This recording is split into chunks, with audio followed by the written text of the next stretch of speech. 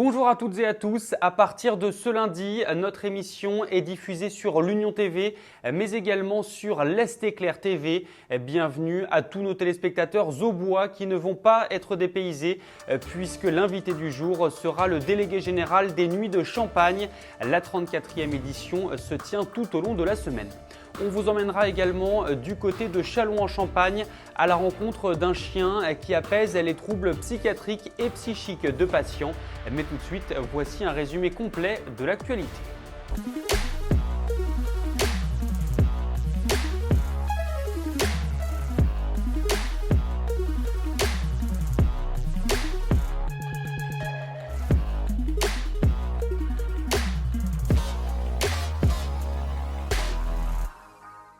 Si vous habitez Soissons ou les environs, sachez que les 14 lignes du réseau de transport urbain viennent d'être modifiées.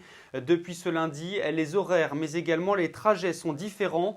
L'une des principales nouveautés concerne les bus circulant en heure creuse et venant des communes périphériques. Il sera désormais possible de réserver un itinéraire. Toutes les informations sur mobileinfo.org. Une borne musicale pour personnes âgées présentée dans le cadre de la Semaine Bleue a été inaugurée ce lundi à la résidence Arfo-Coubertin de Reims. Elle permet d'éveiller les 5 sens des résidents, de les apaiser, mais également de réduire les troubles cognitifs et du comportement. Marie-Thérèse Picot, conseillère municipale déléguée aux seniors, était notamment présente aux côtés de la directrice générale de l'Arfo, Christine Vallas.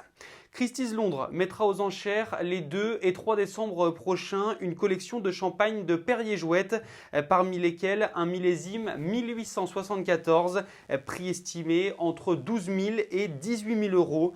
Cette vente s'accompagne d'une nuit à la maison Belle Époque à Épernay et d'un repas gastronomique préparé par le chef triplement étoilé Pierre Gagnère. Et puis l'Ardennaise Mélanie Fray, dont le blog 50 nuances de pâtisserie est connu des amateurs de cuisine du coin. Elle fait partie des 7 finalistes d'un concours distinguant le meilleur petit déjeuner de France. C'est sa tartine de salade au lard 100% locale qui a retenu l'attention du jury. La finale se tiendra à Paris le 17 novembre prochain.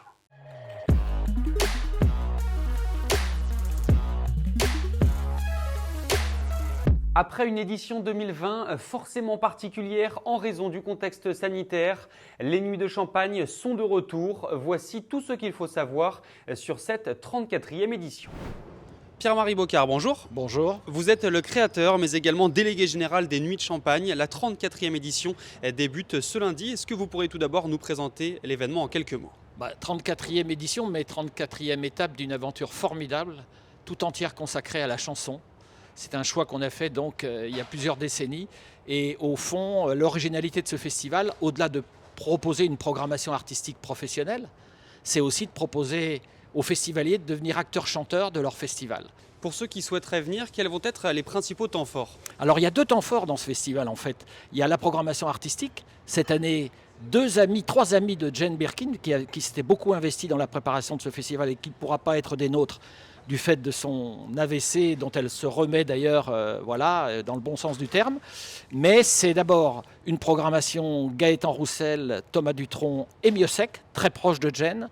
Et puis ensuite les coups de cœur du festival avec Gaël Faye, les pianos de Gainsbourg interprétés par André Manoukian au piano et 3 artistes féminines interprètes remarquables.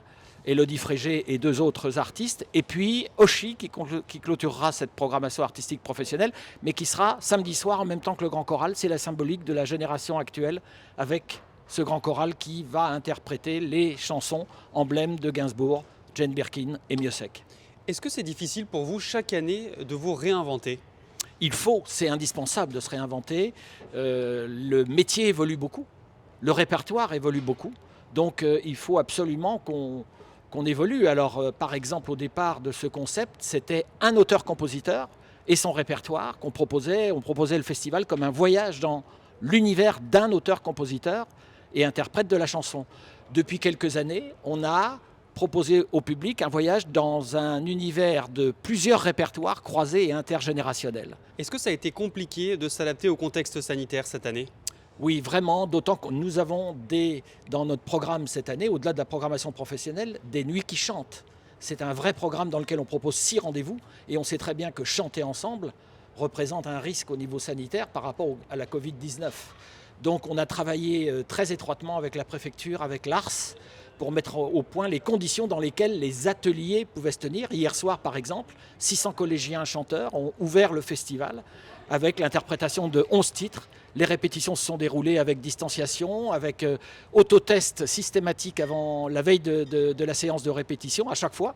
Voilà, tout ça a demandé beaucoup de travail, mais il y avait une telle envie de chanter à nouveau ensemble, ce qui ne nous était pas arrivé depuis 2019, que l'énergie de tous a convergé vers l'indispensable nécessité de se retrouver. Et dès hier soir, avec les 600 collégiens, c'était quand même de la grande émotion et de la belle émotion, comme cette semaine à mon avis. Quel avenir pour les Nuits de Champagne? Comment vous envisagez l'événement dans le futur? Mais nous, ce sont les chansons qui nous guident. Voilà, on est rivés sur les auteurs-compositeurs de la chanson, l'évolution des influences, et puis l'ouverture à ce nouveau répertoire. C'est ça notre envie, mais sans oublier non plus le patrimoine de la chanson. C'est ça notre avenir, nous, c'est les chansons qui nous guident. Parce qu'on aime chanter dans ce festival, et au fond, il faut qu'on parte de ceux qui l'écrivent, la chanson, c'est ça. Hein. Ce sera le mot de la fin. Merci beaucoup Pierre-Marie Bocard. Depuis le mois d'août, Prof, un Golden Retriever, se rend dans la maison d'accueil spécialisée de l'hôpital Pierre-Briquet de Châlons-en-Champagne. L'objectif, apaiser les patients souffrant de troubles psychiques ou psychiatriques. Regardez.